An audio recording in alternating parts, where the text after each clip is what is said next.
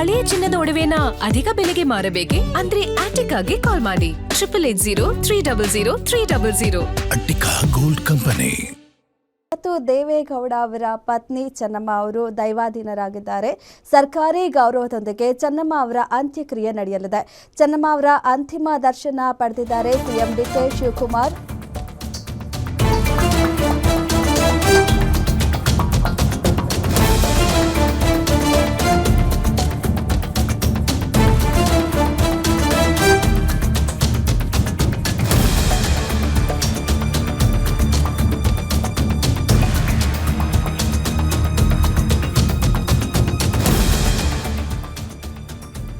ಸರ್ಕಾರಿ ಗೌರವದೊಂದಿಗೆ ಚೆನ್ನಮ್ಮ ಅವರ ಅಂತ್ಯಕ್ರಿಯೆ ನಡೆಯಲಿದೆ. ಚೆನ್ನಮ್ಮ ಅವರ ಅಂತಿಮ ದರ್ಶನವನ್ನ ಪಡೆದಿದ್ದಾರೆ ಸಿಎಂ ಡಿಕೆ ಶಿವಕುಮಾರ್ ಅವರು.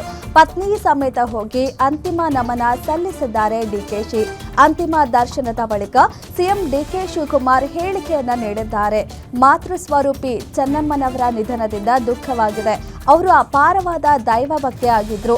ದೇವೇಗೌಡರ ಜೊತೆಯಲ್ಲೇ ಇರ್ತಾ ಇದ್ರು ಸದಾ. ದೇವೇಗೌಡರ ಕುಟುಂಬದ ಯಶಸ್ಸಿಗೆ ಚೆನ್ನಮ್ಮ ಅವರು ತುಂಬಾನೇ ಶ್ರಮಿಸಿದ್ದಾರೆ. ಸರ್ಕಾರಿ ಗೌರವದೊಂದಿಗೆ ಚೆನ್ನಮ್ಮ ಅವರಿಗೆ ಅಂತಿಮ ನಮನ ಸಲ್ಲಿಸಲಿದ್ದೇವೆ. ನಾಡಿದ್ದು ಹಾಸನದಲ್ಲಿ ಅಂತ್ಯಕ್ರಿಯೆಯಲ್ಲಿ ಭಾಗಿಯಾಗ್ತೀವಿ ಅಂತ ಹೇಳಿದ್ದಾರೆ. ಇನ್ನು ಕ್ಯಾಬಿನೆಟ್ನಲ್ಲೂ ಕೂಡ ಚೆನ್ನಮ್ಮಗೆ ಸಂತಾಪವನ್ನ ಸೂಚಿಸ್ತೀವಿ ಅಂತ ಸಿಎಂ ಡಿಕೆ ಶಿವಕುಮಾರ್ ಅವರು ಹೇಳಿದ್ದಾರೆ.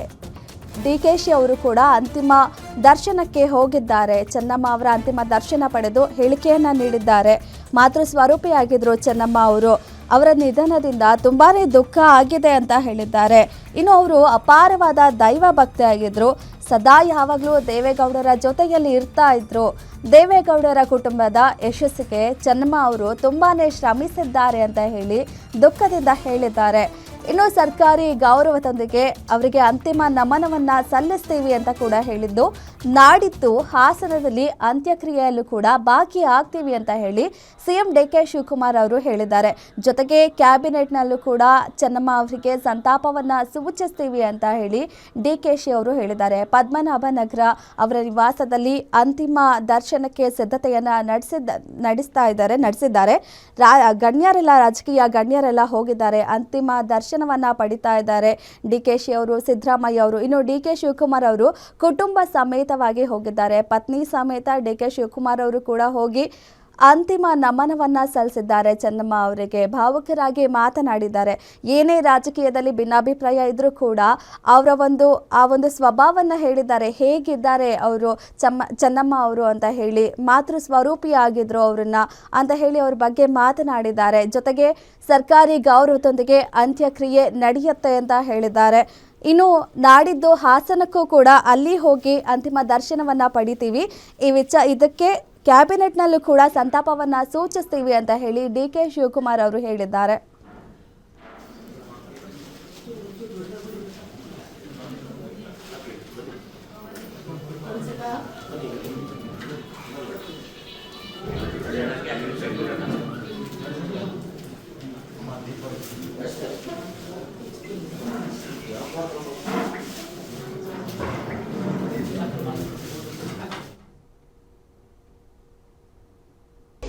ಮಾತೃ ಸ್ವರೂಪಿ ಚೆನ್ನಮ್ಮನವರು ಅವರ ನಿಧನ ಕೇಳಿ ನಮಗೆಲ್ಲ ಆತಂಕ ಆಯಿತು. ಆರೋಗ್ಯ ಗಂಭೀರವಾಗಿದೆ ಅನ್ನೋದನ್ನ ನಾವೆಲ್ಲ ಮಾಹಿತಿಯನ್ನ ಕೇಳ್ತಾ ಇದ್ದೇವೆ. ನಮ್ಮ ಪೊಲೀಸರು ಕೂಡ ಚೆನ್ನಾಗಿದ್ದಾರೆ ಅಂತೇಳಿ ವರದಿಯನ್ನ ಕೊಡ್ತಾ ಇದ್ರು. ಅಪಾರ ದೈವಭಕ್ತಿ, ಇಡೀ ರಾಜ್ಯ ದೇಶದ ಒಂದು ದೊಡ್ಡ ಕುಟುಂಬಕ್ಕೆ ಹಗಲು ರಾತ್ರಿ ಎಲ್ಲ ಕಷ್ಟದಿಂದಲೇ ಸುಖದಿಂದಲೇ ಜೊತೆಯಲ್ಲಿ ಇದ್ಕೊಂಡು ಒಂದು ದೊಡ್ಡ ಸೇವೆ. ಮಾತೃ ಸ್ವರೂಪಿ ಚೆನ್ನಮ್ಮನವರು ಅವರ ನಿಧನ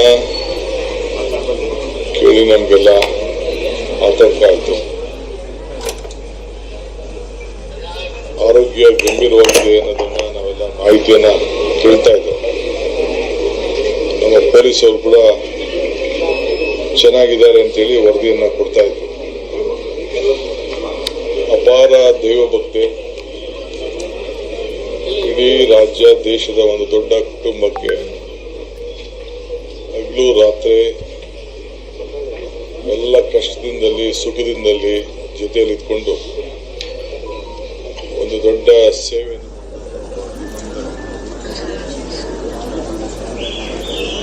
ನಾವ್ಯಾರು ಶಾಶ್ವತವಾಗಿ ಇರ್ಲಿಕ್ಕಾಗುವುದಿಲ್ಲ. ಆದರೆ ದೇಶ ಮತ್ತು ರಾಜ್ಯದ ಅನೇಕ ರಾಜಕಾರಣಿಗಳಿಗೆ ಒಂದು ಮಾತೃ ಸ್ವರೂಪಿಯಾಗಿ ಸೇವೆಯನ್ನು ಮಾಡ್ಕೊಂಡು ಬಂದಂತ ಒಬ್ಬ ಧೀಮಂತ ಹೆಣ್ಮಗಳು ದೇವೇಗೌಡರು ಮತ್ತು ಅವರ ಎಲ್ಲ ಮಕ್ಕಳ ಅವರ ಕುಟುಂಬದ ಯಶಸ್ಸಿಗೆ ಅನೇಕ ತ್ಯಾಗಗಳನ್ನ ಮಾಡಿದಂತ ಒಬ್ಬ ಧೀಮಂತ ಹೆಣ್ಮಗಳನ್ನು ನಾವು ಇವತ್ತು ಕಳ್ಕೊಂಡಿದ್ದೇವೆ. ಕರ್ನಾಟಕ ಸರ್ಕಾರ ಅವರಿಗೆ ಸರ್ಕಾರದ ಗೌರವದೊಂದಿಗೆ ಅವರಿಗೆ ಅಂತಿಮ ನಮನವನ್ನು ಕೊಡಬೇಕು ಅಂತೇಳಿ ನಾನು ತೀರ್ಮಾನವನ್ನು ಮಾಡಿದ್ದೇನೆ. ನಾಳೆ ಕ್ಯಾಬಿನೆಟ್ ಕೂಡ ಕರೆದಿದ್ದೇನೆ.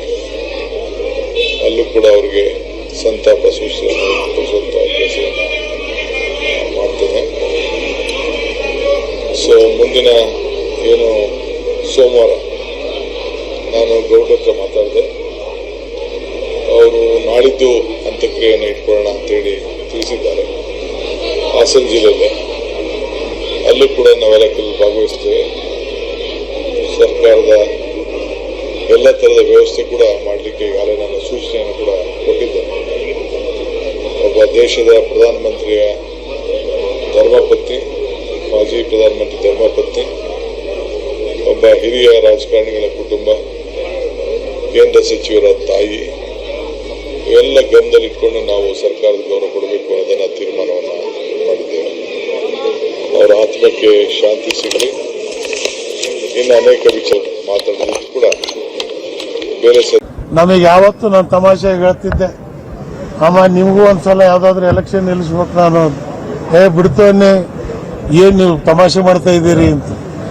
ಯಾವತ್ತು ನೀವು ನೋಡಿದಿರಿ ಅವ್ರ ಮೈ ಮೇಲೆ ಇರ್ತಕ್ಕಂಥ ಬಟ್ಟೆ, ಅವ್ರ ಮೈ ಮೇಲೆ ಬಂಗಾರ 10 kg ಬೇಕಾದ್ರೆ ಹಾಕ್ಬೋದಾಗಿತ್ತು. ಅವರು ಅಂತ ಪವರ್ಫುಲ್ ಮಗ ಗಂಡಿದ್ರು ಕೂಡ ಸ್ವಾಸ್ಥಿಕವಾದಂಥ ಆಹಾರ, ಸರಳವಾದಂಥ ಜೀವನ. ಅದರಲ್ಲೇ ಆ ಅಮ್ಮ 85 ವಯಸ್ಸು ಇವತ್ತು ಸಾಯಿಸ್ಕೊಂಡು ಬಂದಿದೆ. ಅವರ ಅಂತಿಮ ಯಾತ್ರೆ ಇವತ್ತು ಬೆಂಗಳೂರಿಂದ ನಾಳೆ ಹೊಳೆನರಸೀಪುರಕ್ಕೆ ಹೋಗ್ತಾ ಇದ್ದಾರೆ. ದೇವೇಗೌಡರಿಗೆ, ಕುಮಾರಸ್ವಾಮಿಗೆ, ರೇವಣ್ಣನಿಗೆ, ಬಾಲಕೃಷ್ಣ, ರಮೇಶ, ನಮ್ಮ ಅನಸೂಯ, ಜಯಲಕ್ಷ್ಮಿ, ಶೈಲಜಾ, ಇವರೆಲ್ಲರಿಗೂ ದೇವರು ದುಃಖ ತಡ್ಕೊಳ್ತಕ್ಕಂಥ ಶಕ್ತಿ.